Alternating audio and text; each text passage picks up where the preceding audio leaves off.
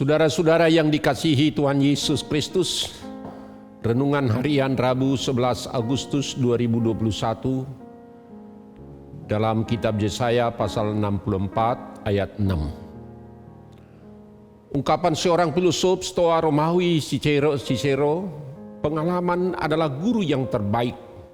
Suatu makna yang sangat dalam, yaitu pengalaman merupakan bekal yang sangat penting dalam hidup kita. Setiap orang memiliki pengalaman yang tidak dapat dilupakan dari sejak kecil hingga sekarang. Ada hal yang luar biasa, yang manis, indah. Dan sebaliknya pun ada yang buruk, kepahitan, susah, sedih. Saudara-saudara yang dikasihi Allah, liku-liku kehidupan kita jalani menjadi pengalaman hidup kita. Jika hal itu yang positif, yang baik, tentu kita akan mengharapkan lebih baik lagi, atau tetap menjalankannya berulang-ulang menjadi moto kehidupan kita. Karena hal itu sangat berguna, memberi faedah. Tetapi apabila hal itu merupakan hal yang buruk, yang sangat merugikan, kita tidak mau mengulangi kesalahan yang sama dalam hidup kita. Jangan larut dan terbenam dalam segala kesalahan dan kekurangan. Namun cukuplah itu menjadi pelajaran yang sangat berguna untuk lebih baik ke depan. Hal itulah yang dialami umat Tuhan sepanjang sejarah hingga saat ini. Sebagaimana firman Tuhan dalam Yesaya 64 ayat 1 dalam perikop sampai ayat 9. Ada pengakuan tentang kuasa Tuhan atas segala ciptaannya. Dan ada kerinduan untuk melihat Tuhan datang bertindak. Pada saat itu orang Israel mengalami keterpurukan, kehancuran, kepahitan hidup. Mereka harus meninggalkan Yerusalem dan dibuang ke Babel selama puluhan tahun. Yang dialami selama pembuangan itu, mereka kehilangan nama baik, identitas bangsa sebagai bangsa pilihan Tuhan. Kehancuran kota Yerusalem adalah duka yang mendalam bagi mereka. Juga sebagian besar umat Israel menjadi buangan di negeri yang tidak mengenal Tuhan. Mereka sadar bahwa Tuhan murka dan Tuhan menyembunyikan wajahnya kepada mereka. Mereka merasa Tuhan telah meninggalkan mereka. Maka suara Nabi Yesaya menyerukan supaya umat yang dalam keterpurukannya merindukan pemulihan dari Tuhan. Penderitaan yang mereka alami membawa mereka kepada kesadaran, introspeksi diri, dan pertobatan.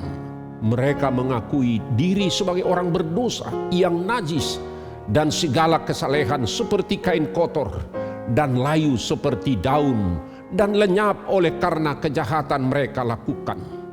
Mereka mengakui ketidaksetiaan mereka kepada Tuhan.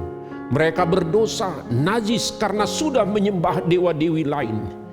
Inilah pengalaman yang membawa perubahan dan pertobatan, dan sekaligus pengakuan untuk penyerahan diri kembali kepada Tuhan.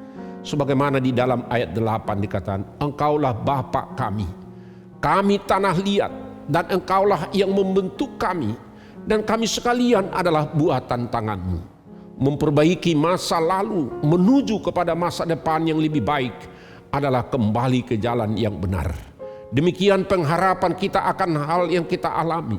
Pengalaman pahit, suka dan duka, kehancuran hidup membuat kita lebih dekat lagi kepada Tuhan. Bahkan berusaha seperti membujuk Tuhan agar murkanya mereda dan melupakan dosa-dosa kita.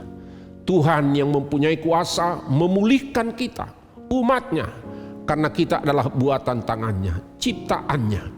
Kita berharap Tuhan tidak berlama-lama dalam kemurkaannya. Kita rindu untuk kembali kepada Tuhan. Firman Tuhan menyadarkan kita sebagaimana orang berdosa, sebagaimana dalam renungan hari ini Yesaya 46 ayat 6 berkata demikian. Demikianlah kami sekalian seperti seorang najis, dan segala kesalehan kami seperti kain kotor. Kami sekalian menjadi layu seperti daun, dan kami lenyap oleh kejahatan kami seperti daun dilenyapkan oleh angin.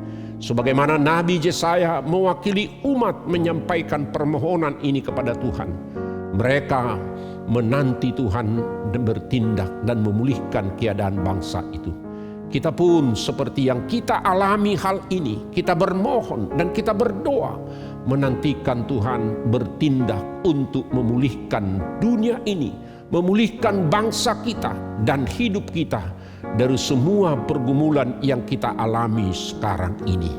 Tuhan yang memberkati, Tuhan yang menolong, Tuhan yang menyembuhkan, dan Tuhan yang memulihkan ibu bapa, saudara-saudara, dan kita semua. Kiranya anugerah Tuhan dan kasih damai sejahtera di dalam kehidupan kita. Amin. Salam sehat, tetap semangat, sukacita, dan prokes. Mari kita berdoa. Terima kasih Tuhan atas firman Tuhan yang menyapa kami, sehingga kami dikuatkan dan diteguhkan. Kami tetap semangat dan bermohon kepada Tuhan pemulihan dan penyembuhan dan kekuatan yang bersumber dari Tuhan. Hanya pertolongan daripada Tuhan kami kuat, kami mampu dalam kehidupan kami sehari-hari. Kuatkan kami dalam nama Tuhan Yesus Kristus. Kami berdoa dan mengucap syukur. Amin.